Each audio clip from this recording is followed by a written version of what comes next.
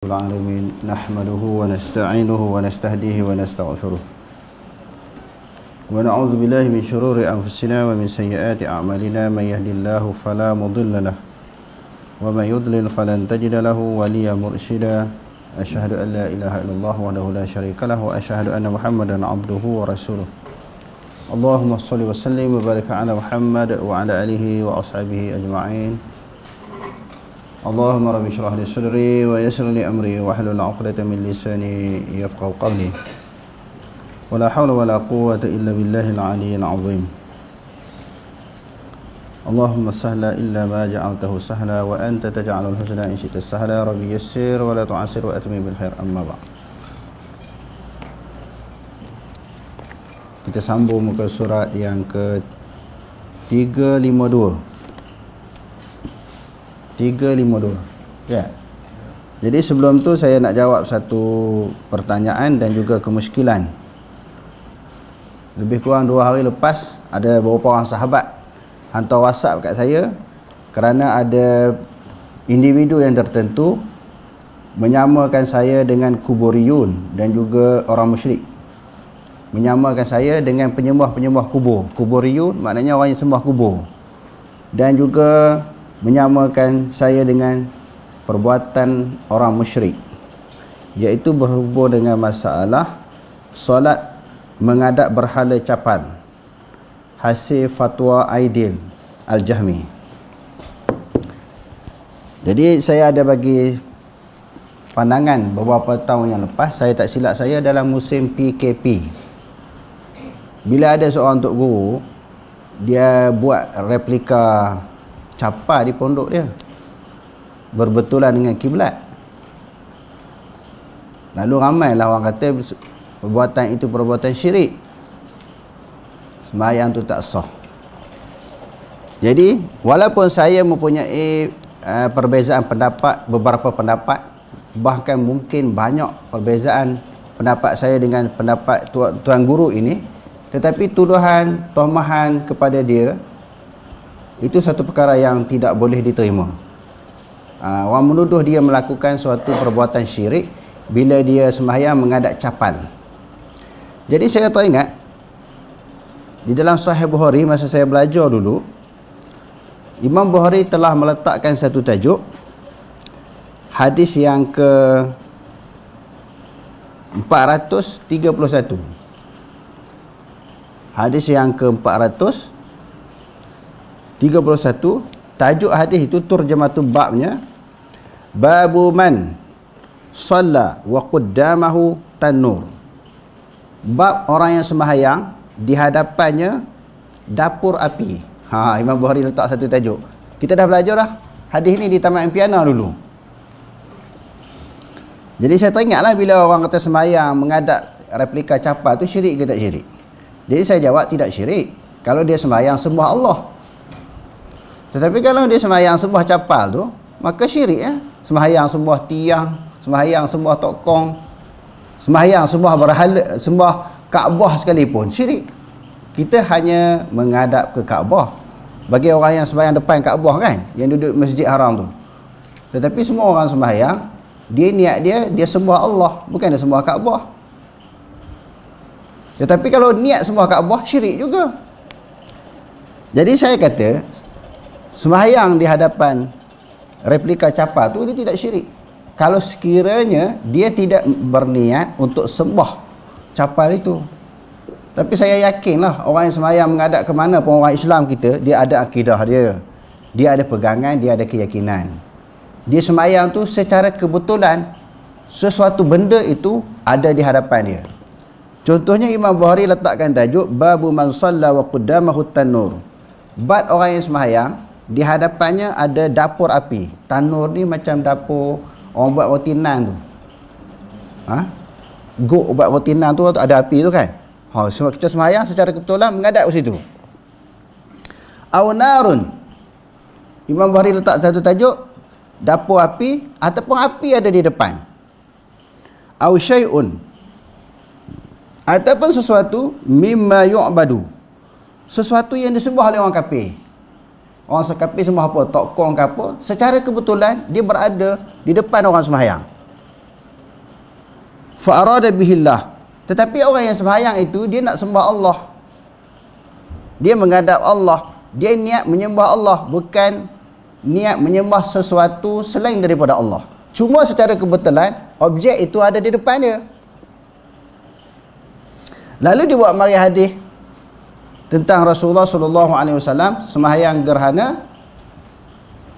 gerhana matahari. Bila Rasulullah tengah sembahyang tu, lalu Allah Subhanahu wa taala bentangkan kepada dia neraka. Uritun nara falam ara munzaran kal yaumi qattu afza. Aku diperlihatkan, Rasulullah kata, akan api. Api itu api neraka. Jadi cerdiknya Imam Bukhari ni, sembahyang dia letak satu tajuk sembahyang berhadapan dengan api. Sebab Rasulullah sembahyang tu Allah Taala bentangkan neraka depan dia. Sembahyang berhadapan dengan api. Tetapi dia sembahyang itu dia sembah Allah. Sembahyang tu sah tak sah? Bagi Imam Bukhari kata sah. Pendapat Imam Bukhari dia kata sah dan dia letakkan tajuk ini bagi dia mengiktirad. Dia nak iktirad apa? Dia nak kritik pendapat Imam Abu Hanifah dan juga ulama-ulama Hanafi yang mengatakan makruh sembahyang di hadapan api ataupun sesuatu yang disembah. Walaupun kita niat sembah Allah, tetapi di depan kita itu sesuatu yang disembah oleh orang kafir, maka Imam Abu Hanifah kata makruh. Masih disebut makruh, dia tak kata syirik. Sebab apa Abu Hanifah dan juga ulama-ulama Hanafi kata makruh sahaja, tidak syirik? Kerana bukan sembah objek tu, sembah Allah Ta'ala. Lalu Maulana Zakaria ni, di dalam syarahnya, di dalam Turjamatul Bab, ketika menghuraikan tajuk yang telah diketengahkan oleh Imam Bukhari, dia kata annal musalliya idza lam yanwi bi salatihi illallah. Sesungguhnya orang yang sembahyang apabila dia tidak berniat dengan sembahyangnya melainkan Allah. Dia sembahyang tujuannya dia sembah Allah, bukan sembah selain daripada Allah. Fa inna salatahu jaizatun. Sesungguhnya sembahyang dia harus di sini dengan makna sah sembahyang dia tu. Sembahyang dia tu sah. Illa annahu idza kana fihi shibhu bi'abdatil asnam. Kecuali sembahyang dia itu dia melakukan perbuatan seperti orang menyembah berhala. Contohnya orang sembahyang macam ni. Api duduk di depan tu. Dia sembahyang Allahu Akbar macam biasa sembahyang. Harus sembahyang dia. Tetapi kalau dia sembahyang buat macam tu, tu haram lah. Sebab perbuatan itu menyerupai perbuatan orang sembah berhala. Kalau dia sembahyang buat macam tu kan, macam orang kafir buat tu. Tetapi walaupun dia buat macam tu, tetapi dia sembah Allah, tapi buat macam tu, yang tu haram. Sebab perbuatan itu menyerupai ibadah orang kafir. Yang tu tak boleh. Ataupun sekurang-kurangnya fa innaha haina idzin la takhlu an karahah wa in saqatat an zimmatihi. Walaupun sembahyang sah, sekurang-kurangnya sembahyang itu adalah makruh, kau tak jadi haram pun, sebab menyerupai perbuatan orang kafir. Jadi kalau sembahyang semata-mata menghadap sesuatu yang disembah, tetapi bukan niat dia menyembah sesuatu itu, maka sembahyang dia tu paling tinggi dia makruh dia, bukan haram, apatah lagi kalau nak dikatakan syirik. Jadi isu yang saya jawab itu kerana orang kata syirik tak syirik, sembahyang di depan capal, replika capal, saya kata tak syirik. Sebab dia bukan sembah capal tu. Lalu timbullah orang kata saya ni menyerupai pendapat saya ni menyerupai kuburiyun ataupun orang-orang Majusi. Jadi bila orang tanya tu 2-3 hari lepas, saya pun rasa terpanggil untuk memberi jawapan sepintas lalu. Bukan nak hurai sangat, rasa-rasa orang yang dah belajar dengan saya dalam bab ini dia dah tahu. Takkanlah kita nak bagi jawapan yang sama pendapat dengan orang yang sembah kubur ataupun orang musyrikin, jauh sekali lah. Sebab apa? Pendapat yang kita ketengahkan ini tak lari daripada mazhab yang 4, tak akan terkeluar, insya-Allah. Apatah lagi pendapat-pendapat jauh sekali, pendapat yang kita ketengahkan itu menyerupai pendapat orang kafir. Okey, terus. Oleh kerana malaikat mengaminkan doa orang yang beriman, Mereka dikehendaki berhati-hati dalam menggunakan doa tersebut. Doa hendaklah dilakukan pada perkara kebaikan sahaja, dan sama sekali tidak boleh menyebabkan perkara keburukan dan kebinasaan ke atas diri sendiri atau ahli keluarga, terutama sekali apabila berlaku beberapa perkara kritikan dalam kehidupan. Okey. Oleh kerana malaikat ni dia mengaminkan doa seseorang, dan percakapan seseorang dianggap sebagai doa. Sebab tu kita nak bercakap tentang diri kita, orang lain, pihak lain, ahli keluarga dan sebagainya, sebut benda yang baik. Kerana percakapan itu dianggap sebagai doa. Apatah lagi memang apa yang dikeluarkan oleh lisan kita, tuturan kita itu memang betul-betul doa. Jadi bila berdoa ini, apa maksud doa? Permintaan daripada pihak hamba kepada Allah. Jadi apa yang kita nak doa, apa yang kita nak pohon, apa yang kita nak munajat, nak minta sesuatu, sudah tentu kita minta kepada Allah sesuatu benda yang baik. Kalau kita minta keburukan, sama ada pada diri kita sendiri ataupun pihak lain, malaikat doa amin, amin tu. Malaikat kata amin. Apa makna amin? Siapa tahu apa makna amin? Kita sebut amin, kita doa, orang doa kita sebut amin. Kita doa, orang sebut amin. Lepas tu dalam sembahyang sampai waladhdallin, kita sebut amin. Apa makna amin? Istajib doa'ana. Istajib doa'ana. Ya Allah, perkenankan doa kami. Itu makna amin. Jadi kalau nak doa, malaikat sentiasa mengaminkan. Sebab itu diperintahkan setiap doa yang kita doa, sama ada untuk diri sendiri ataupun orang lain, kita doa benda yang baik-baik. Sebab malaikat sentiasa amin. Jadi dalam kalangan malaikat yang banyak-banyak tu, yang ramai-ramai malaikat yang dijadikan oleh Allah Subhanahu Wa Taala, sebahagiannya ditugaskan untuk amin doa orang. Sudah tentu amin malaikat ni makbul. Sebab malaikat ni dia tidak ada dosa. Dia tidak buat maksiat kepada Allah. La ya'sunallaha wa yaf'aluna ma yu'marun. Mereka sekali-kali tidak melakukan dosa kepada Allah, dan mereka melakukan apa sahaja yang diperintahkan oleh Allah. Okey, terus. Dalam hadis riwayat Ummi Salamah radhiyallahu anha dijelaskan, Rasulullah sallallahu alaihi wasallam bersabda, "La tad'u 'ala anfusikum illa bi khairin, fa innal malaikata yu'minuna 'ala ma taqulun." Maksudnya, jangan berdoa keburukan ke atas diri anda, melainkan dengan kebaikan. Sesungguhnya para malaikat mengaminkan apa yang anda semua ucapkan. Malaikat memohon keampunan untuk orang-orang yang beriman. Firman Allah Subhanahu wa taala, "A'udzubillahi minasyaitonir rajim. Takadu as-samawati yatafattarna min fawqihim wal malaikatu yusabbihuna bihamdi rabbihim wa yastaghfiruna liman fil ardh. Ala inna Allaha huwal ghafurur rahim." Maksudnya, alam langit yang nyaris pecah dari sebelah atasnya, kerana ngeri dan takutnya kepada kemurkaan Allah terhadap penduduk bumi yang lupakan kebesaran Allah, sehingga menyeleweng dari jalan yang benar. Dan malaikat bertasbih dengan memuji Tuhannya, serta memohon ampun bagi makhluk-makhluk yang ada di bumi. Ingatlah, sesungguhnya Allah Dia yang Maha Pengampun lagi Maha Pengasihani. Jadi kita tengok dalam ayat yang kita bacakan tadi, langit sebahagian daripada makhluk Allah Subhanahu Wa Taala. Nyaris-nyaris, hampir-hampir pecah, terbelah, hancur. Sebab apa? Lantaran gerun dan takut kepada Allah. Kita tengok tuan-tuan, langit, bumi, dalam ayat yang lain dalam suratul Hasyri, gunung ganang boleh jadi hancur kerana takut kepada Allah Subhanahu Wa Taala. Walaupun nak dibandingkan dengan fizikal, kedudukan, kekuatan manusia dengan gunung ganang ini, gunung ganang lebih pejal, lebih kukuh, lebih kuat. Boleh jadi hancur kerana takut kepada Allah Ta'ala. Tetapi kata Allah di dalam Al-Quran, antara batu yang pejal, yang kukuh, yang kuat tadi, yang keras, kalau dibandingkan dengan hati manusia, hak mana lebih keras? Gunung ganang dibandingkan dengan hati manusia, hak mana lebih keras? Allah Ta'ala ceritakan, "Summa qasat qulubukum min ba'di dzalika fahiya kal hijarati aw ashaddu qaswah." Allah Ta'ala cerita tentang hati orang-orang Yahudi. Bila Allah Subhanahu wa taala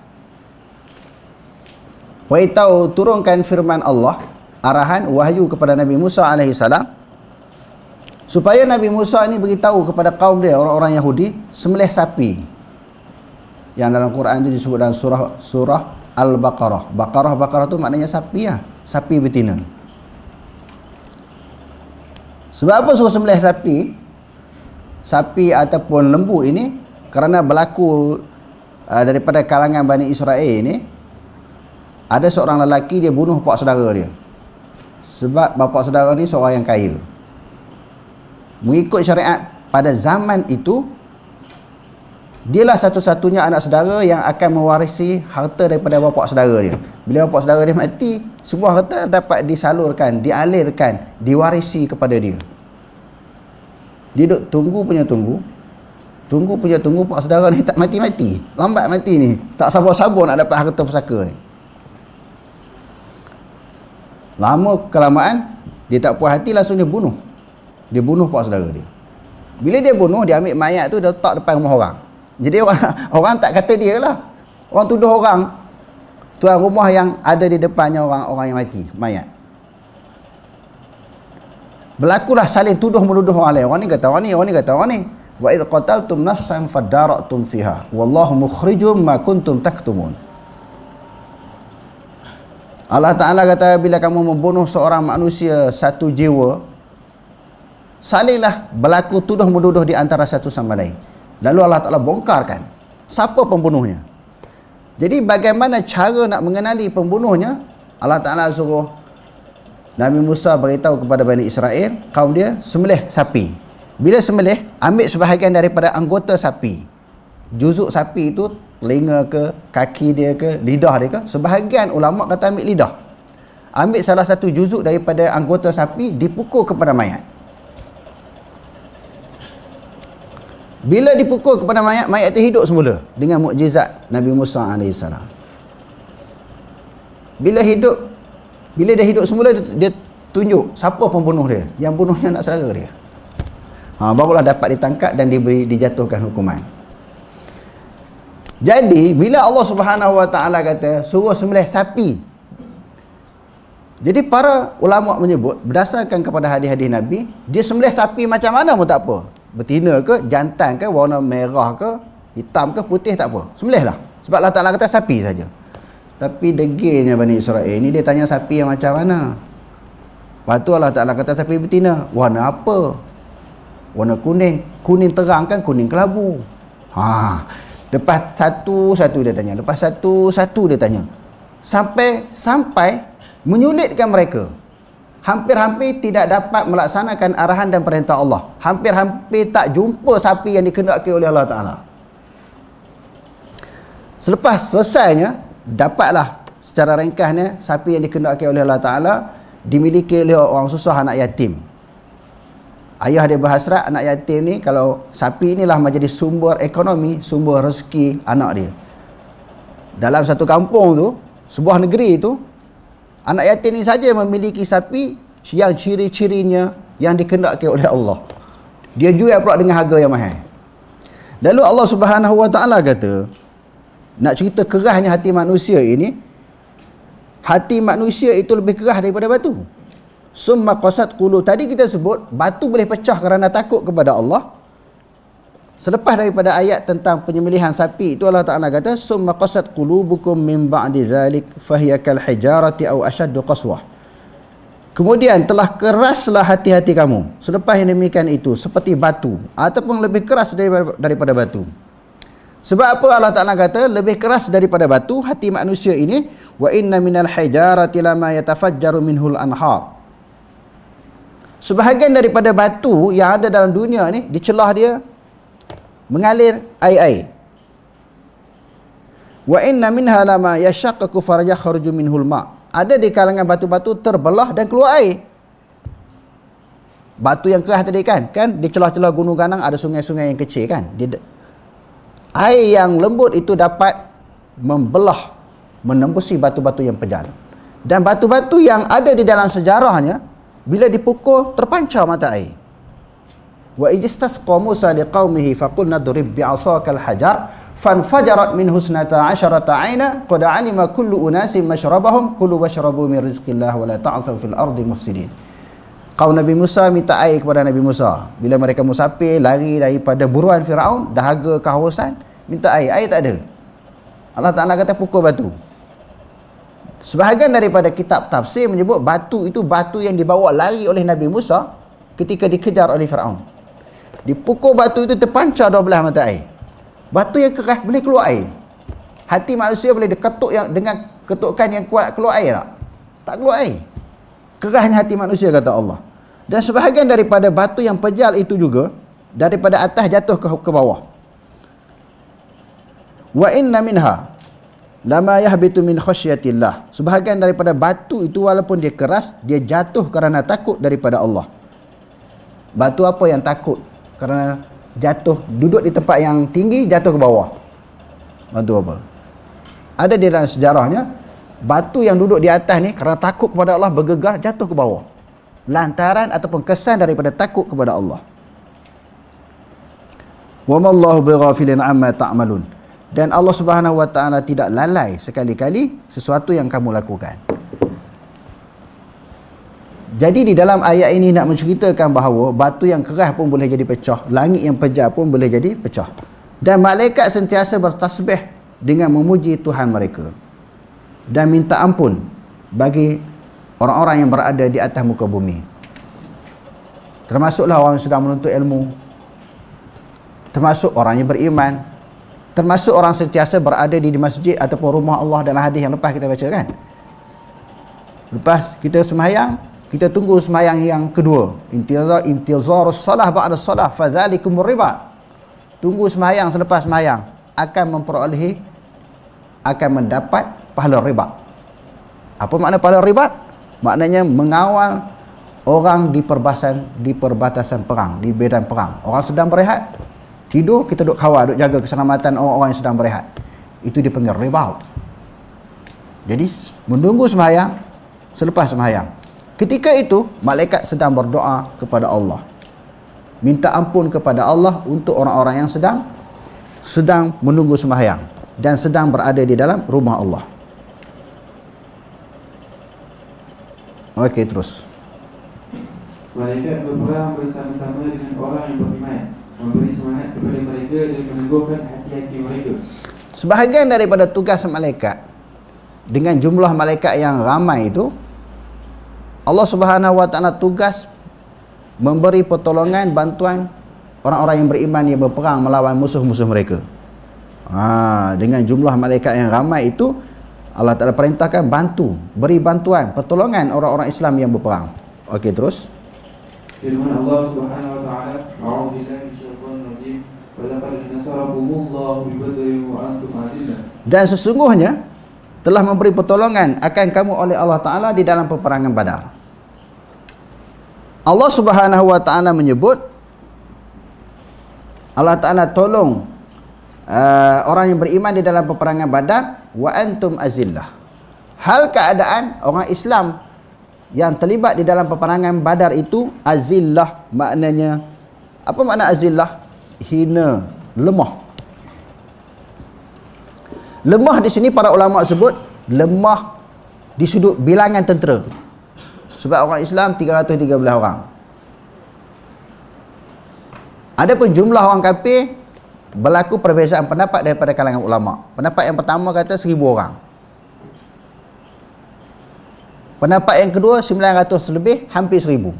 Orang Islam 313 orang, kekurangan tentera dan persiapan peperangan. Orang kafir jumlah dia ramai, persiapan mereka lengkap sempurna. Okey, terus. Fattaqullaha la'allakum tashkurun. Maka takutlah kamu kepada Allah Subhanahu wa taala, mudah-mudahan kamu bersyukur.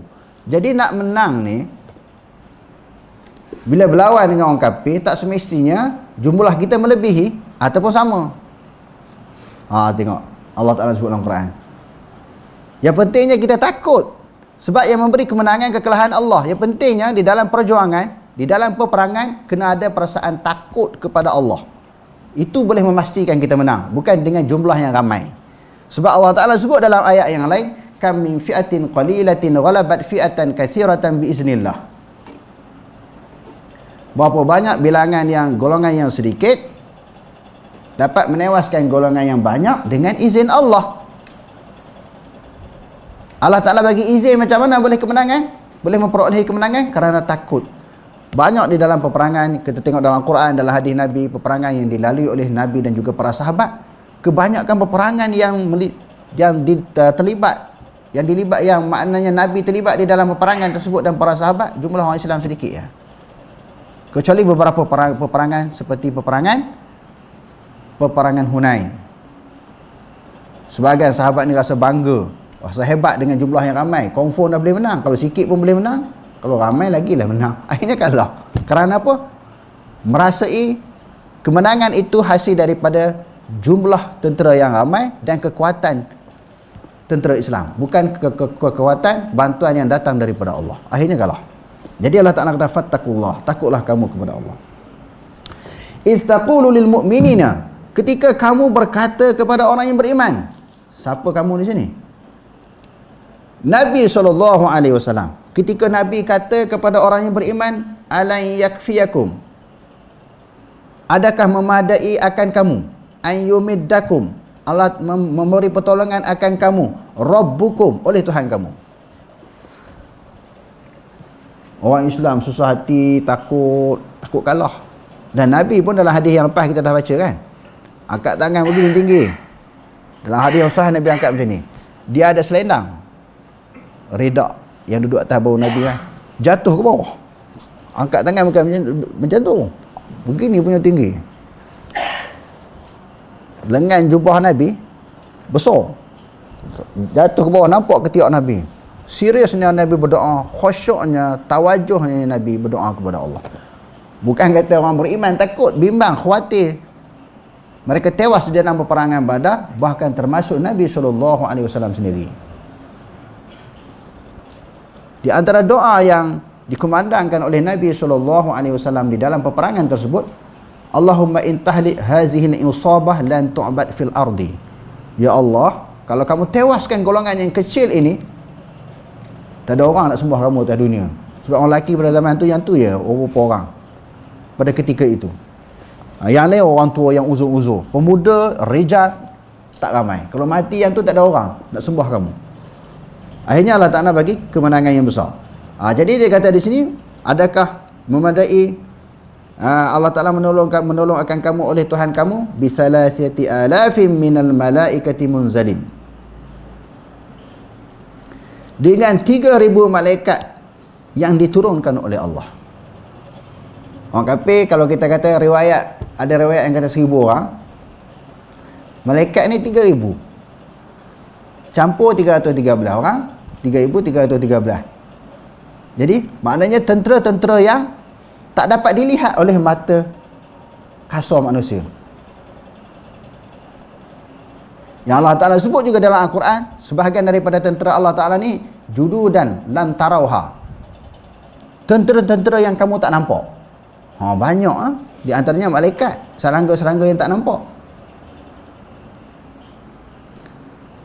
Allah Subhanahu Wa Ta'ala datangkan tentera-tentera yang tak nampak. Tentera Allah Ta'ala ni banyak. Allah Ta'ala sendiri sebut dalam Quran, walillahi junudus samawati wal ard. Bagi Allah Subhanahu Wa Ta'ala itu tentera langit dan bumi. Hak di bumi tentera Allah, hak di langit pun tentera Allah, diturunkan oleh Allah untuk membantu orang yang beriman. Jadi maknanya apa? Jadi maknanya dalam ayat ini, sebahagian daripada tugas malaikat yang ramai itu ditugaskan oleh Allah Subhanahu Wa Ta'ala membantu orang yang beriman di dalam peperangan. Okey, terus. Kewajiban orang yang beriman terhadap malaikat. Apa kewajipan kita orang yang beriman ni terhadap malaikat? Oleh kerana malaikat mempunyai kedudukan yang mulia di Allah, orang yang beriman kepada Allah Subhanahu Wa Ta'ala perlu memberikan kepercayaan, kesetiaan, seterusnya serta kasih sayang kepada mereka dan menggalakkan diri daripada perkara yang tidak menyenangkan mereka. Perkara yang paling menyakiti malaikat ialah kekufuran, syirik, dosa dan juga maksiat. Oleh itu orang Islam hendaklah mengikhlaskan agama kerana Allah, membersihkan itikad dan amalan daripada segala bentuk syirik, dan jauhkan diri daripada segala bentuk maksiat dan dosa. Malaikat tidak memasuki rumah yang mengandungi maksiat atau yang diisi dengan perkara-perkara yang dimurkai oleh Allah Subhanahu Wa Taala, seperti gambar dan patung, dan tidak menghampiri orang yang melakukan dosa.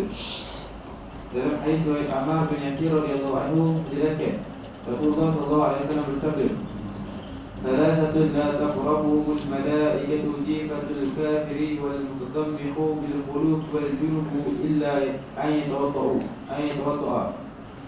Maksudnya, 3 golongan yang malaikat tidak mendekati mereka, mayat kafir, orang yang bergumam dengan bau-bauan za'faran, dan orang yang berjunub sehingga dia berwudu. Selain itu, malaikat juga merasa jijik dengan bau busuk dan kotoran yang mencemarkan yang dilakukan oleh manusia. Dalam hadis riwayat Jabir radhiyallahu anhu menjelaskan, Rasulullah sallallahu alaihi wasallam bersabda, "Man akala tawma awil batala min Suma, bukan samsum. Tuma awil batala min al-ju'i aw ghairihi fala yaqrabanna masjidana." Maksudnya, sesiapa yang memakan bawang putih atau bawang besar kerana lapar atau lain-lain, janganlah dia menghampiri masjid kita. Okey. Jadi malaikat ini, di antara maksud beriman kepada malaikat kena sayang. Sebab malaikat ni tolong orang beriman. Sebab apa kena sayang? Jasa dia banyak. Tolong orang beriman, berdoa untuk orang beriman. Lepas tu kena percaya apa sahaja yang Allah Subhanahu Wa Taala arahkan, bebankan untuk melaksanakan sesuatu tugas, kita wajib percaya malaikat dapat melaksanakannya dengan sebaik mungkin. Dan yang kedua, sifat malaikat ni dia tak suka benda-benda yang busuk. Bau-bau yang tidak enak, bau-bau yang busuk ni dia tak suka. Sehingga disebut dalam beberapa hadis, di antaranya hadis yang kita bacakan tadi, siapa-siapa yang makan bawang putih ataupun bawang besar, sekali-kali jangan menghampiri masjid kami. Jadi di sini, di dalam perbahasan ataupun syarahan para ulama, bukan sahaja bawang putih, bawang besar yang menghasilkan ataupun mendatangkan bau yang tidak baik. Sesuatu yang searti dengannya. Apa dia? Selain benda bawang putih, bawang besar. Jering, petai, kenuak lagi. Masuklah doyan kan. Hak orang suka makan tu. Sesuatu yang searti dengannya. Semisal dengannya. Sama juga. Okey. Sekarang ni berlaku perbahasan, bila makan benda tu jadi, yang kita duk mengaji fiqh kan. Makan benda tu ke makruh ataupun sebab bau dia. Kalau kita kata sebab bau, sesuatu alat, bahan yang dapat menghilangkan bau, maka alat kepada makruh itu maka telah hilang. Maksudnya boleh makan selagi mana ada sesuatu yang dapat menghilangkan bau. Jadi kita tengok pada syarahan ulama sebagaimana yang kita telah belajar sebelum ini di dalam hadis Sahih Bukhari dan juga Muslim. Imam Nawawi di dalam syarah Muslim menghuraikan maksud syarahan hadis ini. Sebahagian ulama kata makruh lah pegang kepada zahir hadis ini. Sebahagian ulama kata tak makruh makan banyak mana pun tak apa. Yang jadi makruh, yang dia kata di sini, fala yaqrabanna masjidana, ataupun dalam riwayat yang lain masajidana. Makan tak makruh. Yang makruh ni sebab kita pergi ke masjid. Makan saja banyak mana petai segundi 10 papan, satu ikat kita seorang. Satu ikat tu ada berapa? Ada 4 keping, 5 keping. Habis kita seorang makan. Tapi dia tak pergi ke mana? Duduk di rumah dia, tak makruh. Itu pendapat sebahagian ulama. Pendapat pertama kata makruh kerana makan benda yang berbau tadi. Pendapat yang kedua kata tak makruh. Yang makruh ni kerana kita berjumpa dengan orang, menyebabkan orang lain terkesan dengan bau mulut kita sebab kita makan benda yang busuk. Itu bau jadi makruh. Makruh ni apa? Sesuatu yang tak disukai oleh Allah. Yang ketiga, kalau sama semua orang makan, sebagaimana yang disebut oleh Imam Nawawi dalam syarah Muslim, dia memetik pendapat Imam Khattabi yang berpegang kepada mazhab Malik. Kalau semua pakat makan petai belaka dalam masjid itu, tak jadi makruh. Kalau seorang dua makruh, tak jadi makruh sebab apa? Kita nak kata orang kita sakit, terkesan dengan bau busuk daripada sebab mulut orang makan petai, kita pun makan juga. Dia pun terkesan dengan sebab kita. Jadi ke semua pakat makan petai, semua pakat makan doyan, tak jadi makruh. Jadi seri. Kalau seorang hanya makan, orang lain tak makan, dia seorang jadi makruh. Makruh tu maksudnya kalau ditinggalkan dapat pahala. Jadi saya duk tengok berdasarkan kepada kajian ulama, hadis-hadis tentang makruh makan bawang besar, bawang putih dan sesuatu yang berbau, dia bukan isu benda tu jadi makruh. Makanlah banyak mana pun, tak jadi makruh. Pendapat yang rajih, yang kuat, tidak makruh makan betai. Ini bukan pendapat Wahabi. Pendapat sebahagian daripada ulama. Makruh ni ketika dia jumpa dengan orang, ataupun setelah dia makan tu dia tak cuci mulut dia tak gosok gigi, tu baru jadi makruh. Bukan ain, bukan zat benda tu jadi makruh, perbuatan itu jadi makruh sebab pergi sembang dengan orang. Dalam hadis disebut masjid. Jadi syarahan daripada ulama termasuk tempat-tempat perhimpunan orang. Apa dia? Majlis kenduri, majlis kematian, tempat-tempat orang pergi ramai kan. Kita pun pergi selepas makan betai ataupun sesuatu yang berbau. Yang tu baru jadi makruh. Bukan sebab makan benda tu. Okey, terus. Malaikat tidak suka seseorang yang sedang menunaikan solat berludah ke kanan atau ke sebelah kiri. Dalam hadis riwayat Anas bin Malik radhiyallahu anhu dijelaskan. Okey, di zaman Rasulullah ada juga kadang-kadang orang tengok sembahyang ni ludah dalam masjid. Tu dulu kita sebut kan. Kerana lantai masjid Nabi dan masjid yang ada pada ketika itu berlantaikan tanah dan juga pasir. Bila lekat sesuatu, ada sesuatu yang terlekat dalam mulut mereka, mereka nak ludah, mereka ludah dalam masjid. Tapi dalam hadis kata jangan ludah di kanan dan juga di hadapan. Okey, terus. Rasulullah sallallahu alaihi wasallam bersabda, "Innal mu'mina idza kana fi shalah فإنما ينادي ربه فلا يبزقن بين يديه ولا عن يمينه ولكن عن يساره أو تحت قدمه." Maksudnya, sesungguhnya orang mukmin apabila berada dalam solat sedang bermunajat kepada Tuhannya, oleh kerana itu jangan berludah di hadapannya dan di sebelah kanannya. Sebaliknya hendaklah berludah ke sebelah kiri atau ke bawah kakinya jika keadaan memerlukan. Wallahu a'lam. أقول قولي هذا واستغفر الله العظيم لي ولكم. السلام عليكم ورحمة الله تعالى وبركاته.